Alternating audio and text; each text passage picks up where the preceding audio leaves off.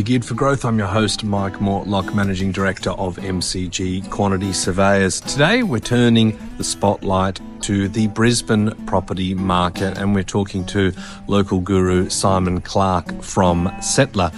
What we're focusing in on specifically on this one is where he sees there being some great value for investors with the price differential between houses and units in some of Brisbane's blue chip suburbs. We have a chat to him about that, what people need to know when they're buying in those areas, and where he sees opportunities for investors at some of those more modest price points.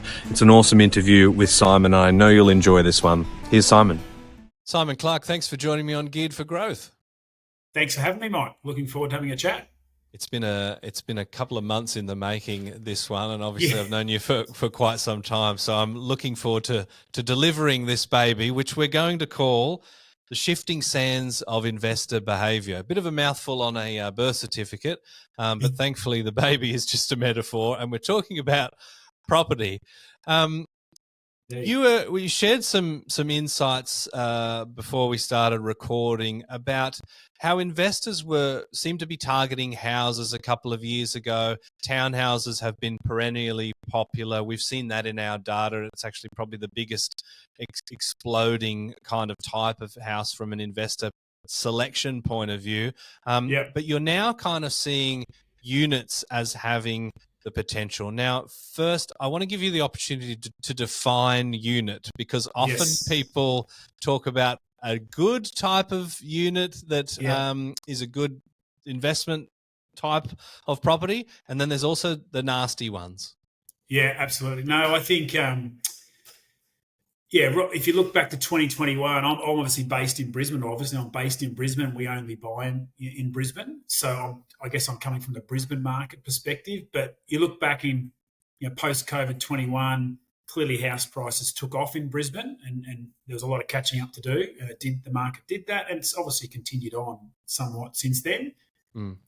I felt like 2022 into 23 was really the townhouse, as you mentioned, your data would have picked up. Yeah. I remember talking internally, it's the year of the townhouse, and you could see, townhouses, as people got priced out of houses, move into the townhouse space. What we're seeing now, and I mean, a prime example is we were at an auction just last week, and there were 16 registered bidders for a unit. Now, when I talk unit, Mike, I'm talking 70s, 80s, possibly into the 90s, that sort of brick, almost tsunami-proof type of dwelling. Usually a 4, 5, 6 pack. That's about it. Maybe an 8 pack, what they call, which is 8 individual dwellings, I guess. On a considerable piece of land, usually 600 to 800 square meters, possibly 1,200 square meters piece of land. In a city, there's a place for the high density. I get it, but that's more for me. I think more of an owner occupier type. They can buy those, but I'm more interested in, from an investment point of view, those smaller dwellings, because usually they're larger in size internally. Whilst they might only have one bathroom, the bedrooms and living areas are larger. Usually the body corporates are low, and ultimately the good ones, I think the good opportunities are in those inner city blue chip suburbs. Where there is access to amenity and transport and lifestyle and schools in Brisbane, that sort of inner ring of Brisbane. There's particular suburbs in particular, I think, where density is capped also. So you're usually at only 2 or 3 levels, density is capped. That's the type of asset I'm talking about. So no flammable cladding, no gyms, no 26 level lifts and strata fees that would put hair on your hairs. We're talking about these bomb proof sort of post-war units where not only are they a little bit bigger than some of the apartment high density shoeboxes, but you've also got the advantage of your share of the land as well, right? Absolutely, yeah. I mean, land's what appreciates, obviously. So, and in these areas, there's some nice green space. There's typically, it's not pools and these sort of things, but there's usually some green space. There's the old hills hoist. Often you see a hills hoist in the yard there, and they're there's no lifts in them. There's usually sometimes it's even two-way stairs. They have two doors. They have the two-way stairs. One's a fire exit, one's the actual entrance. So, but they're just they're you walk around these buildings and they're built in the 70s and 80s. You don't see most of them. You don't see a crack in them. They're so solid. They're not built like they are today, where you hear all these problems. So they're so solid. They usually have a nice aspect. The balcony is usually built to a really nice aspect as well. And you're only sharing with a handful of people. So body corporates are usually much lower than what you see in those density projects. So, yeah. And one thing that you've really observed, which I think speaks to a fire under the backside of capital growth for these types of units, is the price differential between a house and this type of unit in the suburbs where we're focusing on. Which would you say these are blue chip suburbs where you can actually buy in at a fraction of the cost of a house, but it still has a tremendous amount of livability and desirability? Yeah, absolutely. I mean, for me, not all suburbs I would advise, particularly in Brisbane, to buy this type of asset. What we're looking for is a real that spread, where the spread between the house price and the unit is, let's just, for example, greater than $1 million. Your median house price might be, in Balmoral, for example, is 1.8 million, but your unit price is circa 600,000. So the spread is, there's a $1.2 million gap there at the moment, and ultimately, I guess that wealth effect, that inner city wealth effect, where people's children, family, friends, they want to live close to their family, so they want to live in a city as well. So, they're in high demand, and we're seeing this at Open Home. So, I think there's really good opportunity for growth. They're already growing. Trust me, they've probably grown 10% or more in the last 12 months. You could pick these things up, for $300,000 or $400,000 only 2 or 3 years ago, and we're now probably in the sixes. So the growth is painful to hear.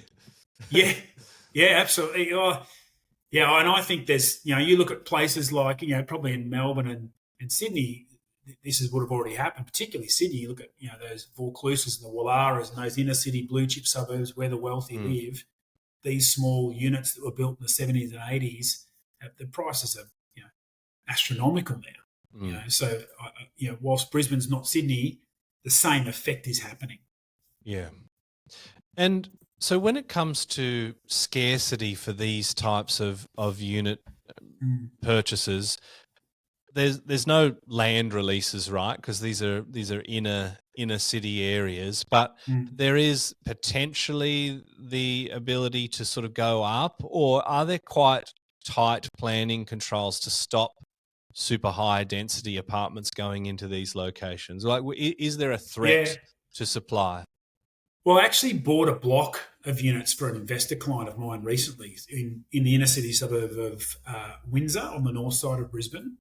And a good example of that is we purchased this particular block because it was within a few hundred metres of a major bus depot. You could actually, it was an old 80s block or 70s, 80s block, 6-pack. You could actually raise this to 3 levels because it's close enough to a major transport hub. But literally 200 metres down the road, there's another block where that couldn't be done. It's what they call LMR 2 and 3 zoned. But to get to the 3 levels, there has to be certain boxes ticked, right? So that particular site could be redeveloped, and this particular client would potentially redevelop that down the track. But, as I said, 100 or 200 metres down the road, it wasn't close enough to that major transport hub, so they couldn't redevelop this particular one. So I guess what I'm saying is a lot of them are usually 2 levels, and it's very difficult, even if they were demolished, to get a 3rd level on them.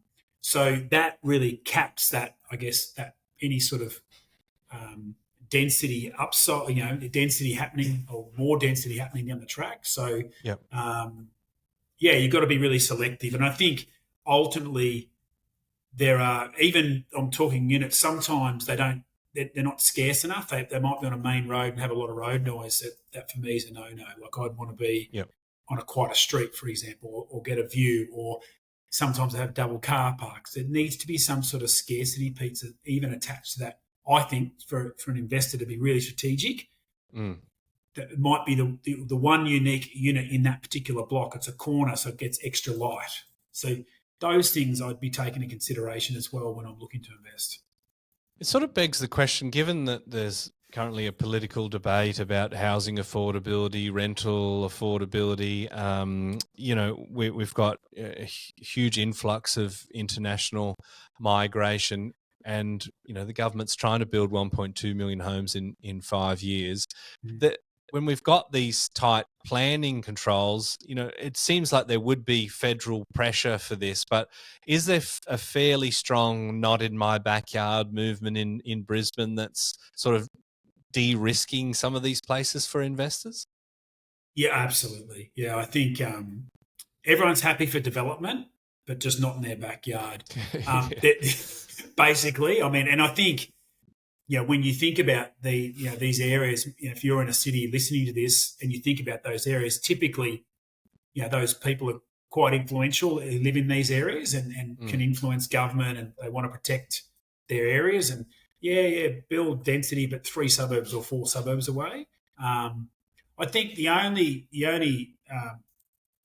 there might be older sites that weren't necessarily apartment sites in the past. They could have been a commercial site that gets rezoned for development. Yep. That can happen, and there's probably a bit more density attached to that. But that can also bring some amenity and cafes and parklands, and there's typically a whole caveat that those developers would need to go on to develop those sites in terms of criteria they need to meet, which actually adds value potentially to the area. Yep.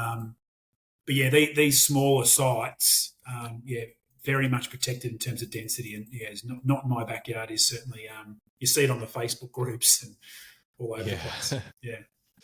Now, if you wouldn't mind, catch us up to speed on Brisbane, because if I cast my mind back as far as it'll probably go in its understanding of Brisbane, I remember reading in the media, like Brisbane's going to boom for probably 5 or 6 years, and it did absolutely nothing. People were talking about, well, the price differential between Sydney and Brisbane or Melbourne and Brisbane is just so big that it has to happen. Yet nothing happened for a long, long time, and there was probably a good decade seemingly where prices were fairly stagnant. And then we actually had Brisbane really being the big beneficiary of the pandemic, I suppose, in many ways. Minimal lockdowns was one of them, but also interstate migration. Everyone, especially Victorian, thought, it's great being in prison for a year, but what I'd actually like is to be free and in the sunshine. So Brisbane had a great run, and then the market sort of seemed to stop for a little while, and it actually had a second kick that I certainly didn't quite see coming myself. Where are we up to in the cycle, and do you still see value for investors in the long-term fundamentals for Brisbane? The Geared for Growth Property Investing podcast is presented by our business, MCG Quantity Surveyors. If you're an investor or a property professional looking to get the best tax depreciation deductions for yourself or your clients, please get in touch with us at mcgqs.com.au. It's our mission to help as many property investors as we can to maximise their claims and maximise their property education as well. Look, I'm obviously, I was born in Victoria and lived in Melbourne. I was a country boy, but lived in Melbourne in my early 20s and travelled overseas. In my 30s, lived in Sydney, and my 40s, I've lived here in Brisbane. So I've probably got a bit of a unique, not that I'm across those markets per se, but I've lived in those cities, so you sort of understand the demographic and I guess the city itself. And to your point earlier, I felt like Brisbane was constipated for a long time and it needed a really good laxative. And it got that laxative in COVID and prices took off. But probably what was really holding it back was the economic conditions around Queensland. Like if you think through that period that you spoke about, economically Queensland, Brisbane wasn't performing very well. Now, everything's cyclical. You look at Melbourne now, and Melbourne's probably feeling the effects of that, or Victoria/Melbourne. Economically is probably in a bit of a challenging position right now. The market's certainly been more subdued. But I'm sure that'll flip around in 4 or 5 years' time and everyone's like, oh, Melbourne's taking off. So from a Brisbane perspective, where I see the market right now, I still think, I guess there is a bias because I live here, and but ultimately, I think there's still really good value, particularly in that unit space I spoke about from an investment point of view. Yep. Houses in a city, I think people sometimes hear sort of, wow, that's $2 million. And I look at it and go, well, that'd be 5 or 6 in another city or 2 cities here in Australia. So it's still, I think we're still definitely getting inquiry of people looking to relocate here.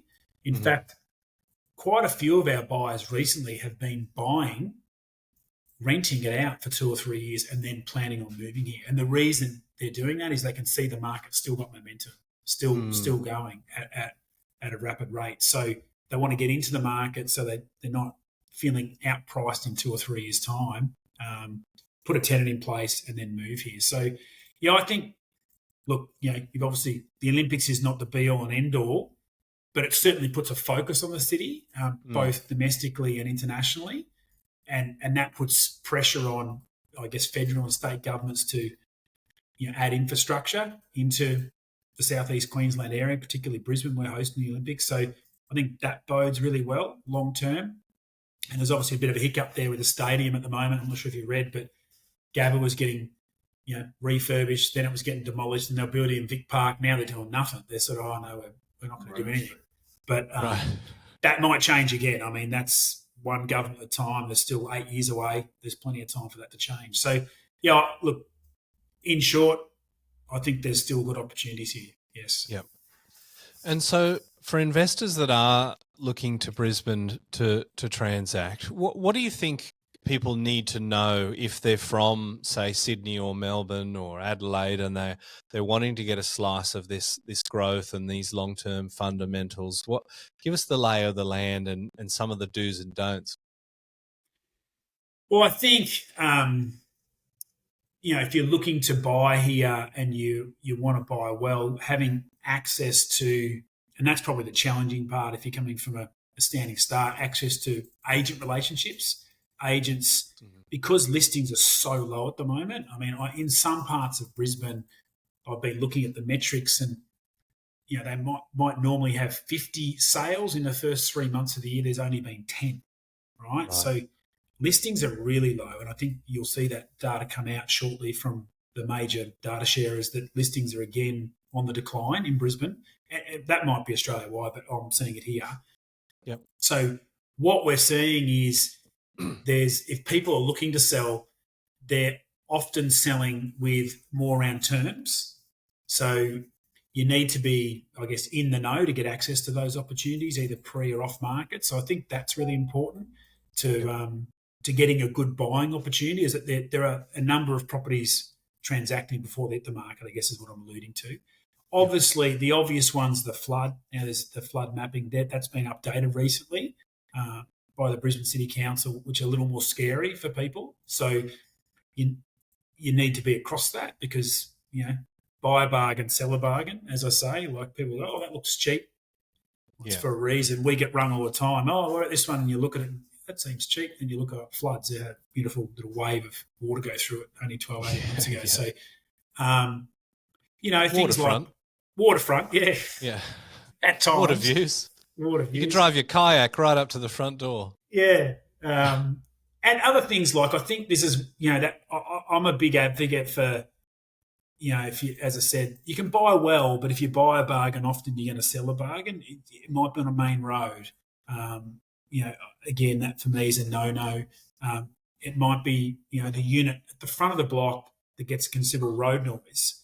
So again, that's a no-no. So, being across those things. And then from a rental perspective, because, investors are, you're finding your rents are still on the way up. They're sort of mapping upwards in that northerly trajectory, which is, good for an investor. So units we're still seeing typically in these smaller blocks that I'm talking about, almost 5%, sometimes more than 5% yield. Right. But again, not all, it can, I guess equal. So you need to be aiming for that sort of yield. Probably 3 or 4 things that I'd be wanting to check off my list before potentially buying something here in Brisbane. Excellent advice. I want to change topic a little bit for investors that are looking. I mean, obviously, you've shared the value of a buyer's agent, right? Those off market opportunities, and just because they're off market doesn't mean they're good, right? But Good. the Yeah, 100%. relationships, yeah, the Yeah. relationships are really, really important. And you're quite an unashamedly sort of boutique buyer's agent. You would Yeah. rather have a higher fee and deliver a higher value service than being more of a volume play. And I just wanted to ask a question on behalf of investors. You know, where do you see some potential conflicts with your fiduciary responsibility and contrasting that to some of these more high volume buyers agents? Because I suppose, to me, like when I read Freakonomics, it sort of made me realize that everything's all about incentives. And the incentive for a buyer's agent is to do the deal, right? Like there might be an upfront cost, but to get the full amount paid to you, you need to transact. But is there a point where the transaction can be kind of compromised by the incentive to get that done if you are needing to get 20, 30, 40 done a year? Do you see that as a problematic thing about the buyer's industry space? Yeah, I think if your listeners are looking to engage a buyer's agent, for me, there's a couple of things, and not everyone's going to agree with this, but I think ultimately, if you're looking to buy in Brisbane, I'd want someone on the ground in Brisbane. Mm-hmm. I think you want them on the ground here. You want them, part of some organisations that are reputable. That I guess, setting standards. Organisations like the RAQ and REBA, for example. I think, Yep. Reputable buyers agents are part of those organisations because they do go through your process to make sure you're doing things properly. Using a Form 6, for example, you'd be contravening the Act if you're not signing a Form 6 as a client of a buyer's agent to make sure that you're being protected as well as the buyer's agent's being protected. So there are probably two or three things. Obviously, insurance is in place.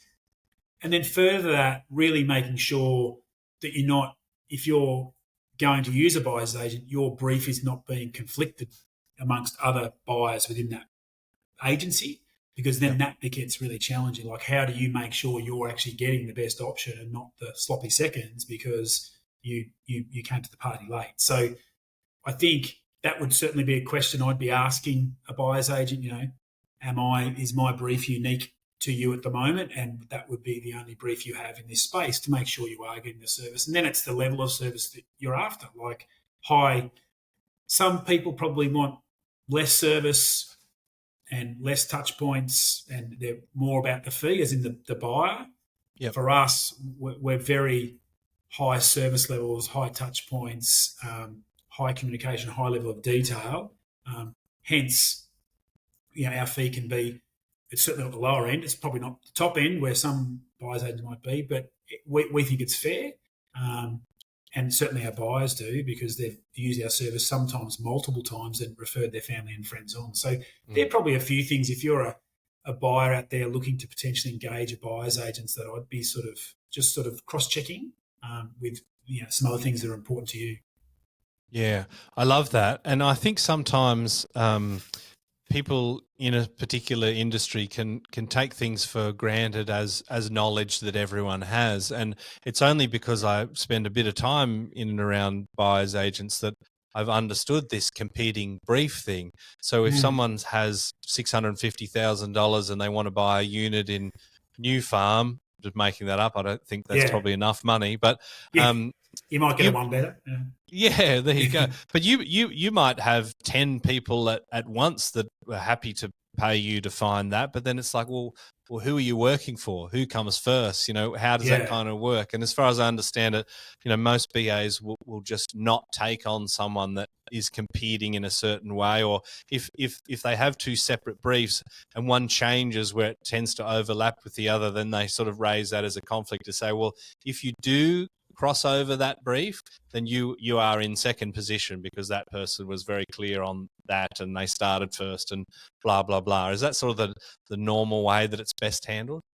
Well, I think your quality buyers agents, yeah, absolutely, where their values align with your values as a buyer and they've got your best interests at heart. I mean, they're there to represent you, the buyer, right? So I guess the waters get muddy because the real estate agent on the sell side, they might have multiple listings. Obviously, they usually patch, and they might have 3 houses that are $3 million for sale at one time, right? So on the sell side, it happens quite a bit, but on the buyer's agency side, I think that would be certainly a question I'd be posing to the buyer's agent you're interviewing or discussing your brief with, and making sure that and they're not trying to look after one person's trying to look after 10 or 15 buyers at once, because I'm telling you the service will come down.